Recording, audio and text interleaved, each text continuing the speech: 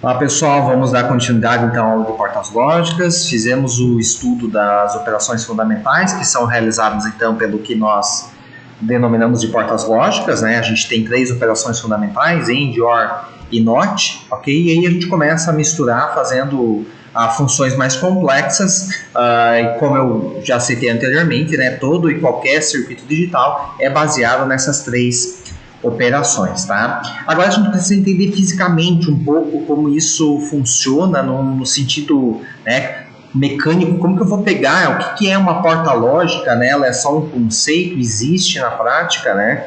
E de fato a gente tem portas lógicas, tá, pessoal? Então esses circuitos integrados aqui, que vocês veem em placas eletrônicas, né? Talvez vocês chamam de um chip eletrônico, a gente não costuma falar utilizar essa terminologia, né? A gente chama de circuito integrado, CI, né? Ou circuito integrado, dá na mesma.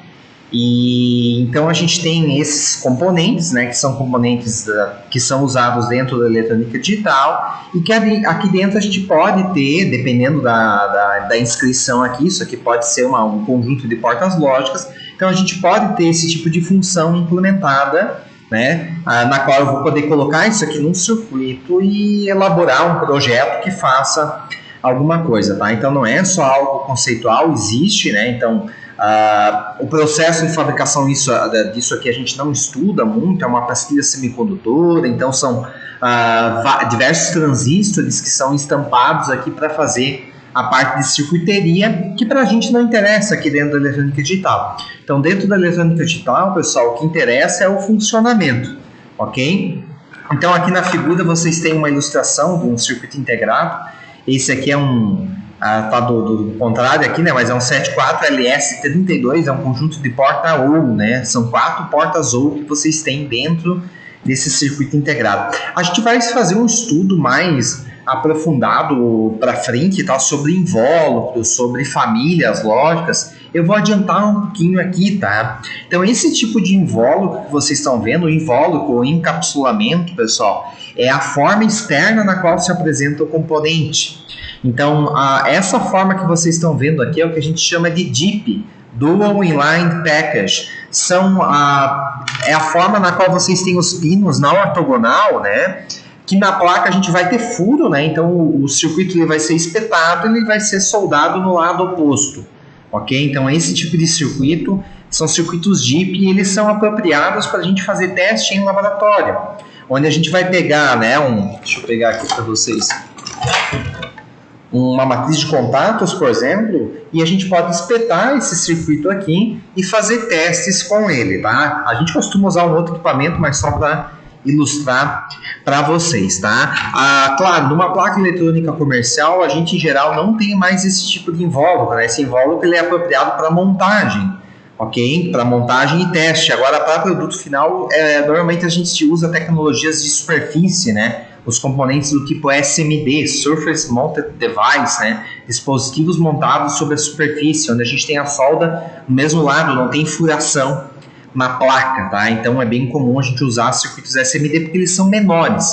Então, talvez aqui o que eu quero frisar, tá, pessoal, que olhando um circuito não dá para dizer muita coisa, tá? A gente tem que olhar a nomenclatura e ver de que família ele é, qual é a função que é executada ali, tá? Então, assim, só pelo formato externo isso não quer dizer muita coisa. A gente pode ter o mesmo circuito com diversos formatos externos, como eu falei, né? Tanto do tipo DIP, né, que são perfurados para solda no lado oposto, quanto do tipo SMD. E para vocês terem ideia, vocês já devem ter ouvido falar também de litografia, né? O processador novo lá, o Exynos ou o Snapdragon, não sei o que, do celular tal, é feito com litografia lá de 7 nanômetros, né? Então, quanto menor essa dimensão, quer dizer, é a dimensão para a gente colocar um elemento lógico, um transistor, se eu não me engano, tá? E, então, quanto menor esse número, quer dizer que mais componentes eu consigo colocar dentro de uma mesma área, de uma pastilha semicondutora, tá? E esse desenho aqui, ele representa, vejam, olha o tamanho do componente externo, tá? Ok? Parece pequeno, mas o que tem lá dentro é muito menor, tá, pessoal? Então, para fazer portas lógicas, hoje em dia, a gente faz porta lógica num tamanho que, né, nós nem enxergaríamos a olho nu, né?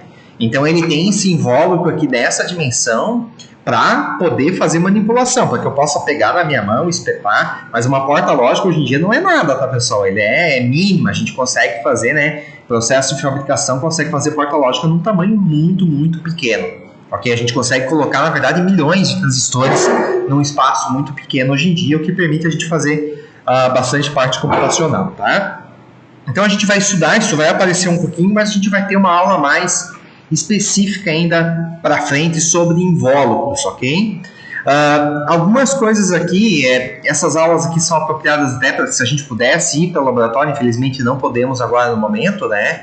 Mas a gente já vou dar algumas dicas se a gente tiver oportunidade no retorno, aí que a gente provavelmente não vai ocorrer aí ao longo desse semestre, até no retorno do ano que vem, né?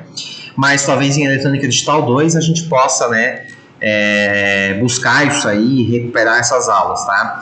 Pessoal, todo o circuito integrado, então, ele tem os terminais, né? Ok? E a gente precisa saber identificar os terminais para saber como ligar. O pino 1 é não sei o que, o pino 2 é não sei o que, mas quem que é o pino 1, quem que é o pino 2? Todo o circuito integrado, pessoal, ele tem um entalhe, um chanfro, alguma indicação que a gente costuma colocar, não sei, aqui nessa câmera acho que não vai dar para ver, mas o entalhe está desse lado aqui, tá, pessoal? Então ele tem um pequeno rebaixo aqui na parte isolante, aqui, um tipo de um plástico, tá? E se eu deixar essa parte à minha esquerda, né, como vocês estão vendo aqui na figura, né? Então se vocês deixarem aqui o entalhe à esquerda de vocês, o pino 1 é o pino inferior, né, da esquerda inferior. Tá? E no sentido anti-horário a gente vai contando os pinos. Então aqui é o pino 1, 2 até o pino 14. Existem padrões de pinagem, tá? Então é comum a gente ter circuito que às vezes tem um pino que não é nada. Professor, mas por que existe um pino que não é nada? Por quê? Às vezes para fazer um circuito eu preciso de 13 pinos. E 13 não é um padrão de pinagem.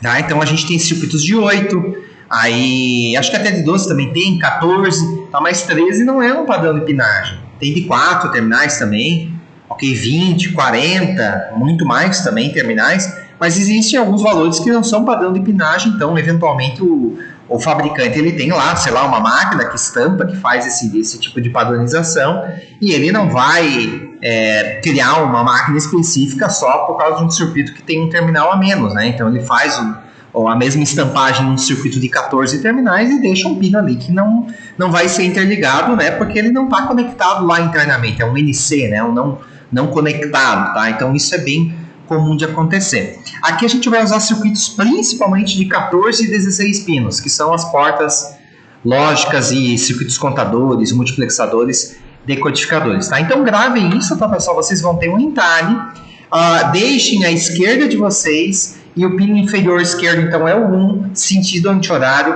até o pino 14, tá? Aqui mostra um pouquinho sobre as famílias lógicas, eu não vou adiantar tanto aqui, porque a gente vai estudar isso. Então, quando a gente fala que a gente tem uma porta lógica, eu posso ter que ter tecnologias de fabricação diferentes de porta lógica. Basicamente, a ideia, assim, vamos falar de uma maneira simples, é a utilização de transistores diferentes para fazer um mesmo circuito lógico. Isso vai implicar em ganhos, né, ou vantagens e desvantagens, né? Então, sei lá, um circuito que é CMOS, ele tem impedância maior de entrada, então o consumo é menor, mas de repente um TTL é mais rápido, tá? Tô só dando exemplo, não que sejam assim, tá, pessoal? Então, tem um maior consumo, outro tem menor consumo, um aguenta um range maior de temperatura, o outro não. Então, assim, quando a gente faz o estudo da lógica, tanto faz, né? Aí a gente porta a lógica end, a gente vai usar aquele símbolo, né, da meia-lua lá, aquela porta lógica end e pronto. Na hora que a gente cria um produto real, aí a gente tem que se preocupar com isso. Aonde que o meu produto vai trabalhar, qual que é o ambiente, temperatura, condições, né, todas as condições atmosféricas, que tipo de linha, né, que tipo de família de circuito que eu vou ter que utilizar que seja apropriado àquela aplicação, tá? Então existem circuitos integrados que podem estar fazendo a mesma coisa, mas que são diferentes, né, com relação ao processo de fabricação e possuem, portanto, características elétricas diferenciadas, tá? As principais famílias que a gente usa são as TTLs e as CMOS, ok? A TTL aqui, principalmente a LS, ok? Que essa vem de Low Power Schottky, né? Um Schottky é um tipo de transistor, então lógica que utiliza transistores de alta velocidade e baixo consumo, que deve ser baixa potência. TTL aperfeiçoado, proporcional, alta velocidade e baixo consumo. Então aqui tem um pouquinho, só para vocês terem uma ideia, vocês podem procurar um pouco a mais sobre isso na internet, mas a gente vai fazer uma aula específica sobre famílias de circuitos integrados. Então no momento a gente se preocupa mais com a lógica, depois a gente vai se preocupar um pouco com o tipo de família, tá? Então aqui tem mais uma tabela. Uma das coisas que eu esqueci de falar, mas assim, o TTL a gente costuma usar bastante porque é o que trabalha também com 5 volts, tá? Talvez, né, quem já vem aqui da parte técnica deve ter observado ao usar, sei lá, um Arduino mais novo, uma Raspberry ou algum elemento programável que existe uma convergência muito atual para trabalhar com mais baixa tensão, tá? Então é muito comum a gente ver circuitos trabalhando com 3.3 volts e até 1.8, tá? Tem FPGAs que trabalham com 1.8 volts. Opa, só um instantinho aqui, pessoal. Deixa eu só fazer uma... Eu vou continuar o vídeo depois, tá, pessoal? Valeu!